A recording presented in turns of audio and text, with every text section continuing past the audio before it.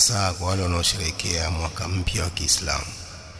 Kwa kweli nasaha ni kwamba Uislamu haujaweka sherehe za mwaka mpya wa Kiislamu. Uislamu haujaweka, na kama ungeweka hivyo mtume angesherehekea miaka hiyo ya Kiislamu, masahaba wangesherehekea miaka ya Kiislamu, lakini maadamu mtume hakuweka, jambo hilo halimo katika Uislamu. Ni jambo la kuwaiga makafiri.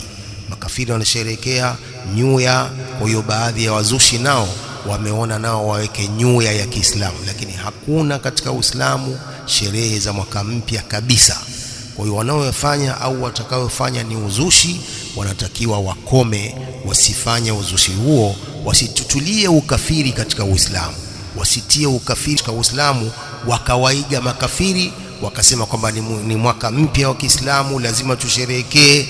Mbona mtume hajaleta jambo hilo? Mnaleta nyinyi wazushi. Kwa nasaha ni kwamba hakuna sherehe za mwaka mpya wa Kiislamu. Waislamu wajiepushe na kuwaiga makafiri.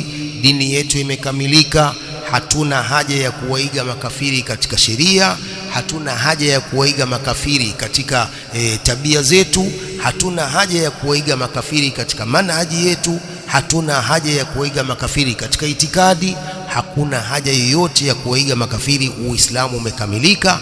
Al-yawma akmaltu lakum dinakum wa atmamtu alaykum ni'mati wa raditu lakum al-islam dina. Kwa hiyo Uislamu hauhitaji kuiga makafiri.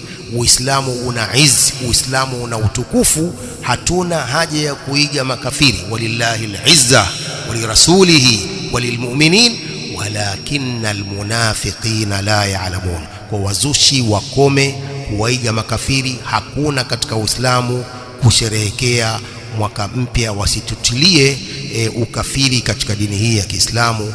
Allah subhanahu wa ta'ala amekataza hilo, Mtume sallam amekataza uzushi. Kwa hiyo kusherehekea mwaka mpya ni jambo la uzushi.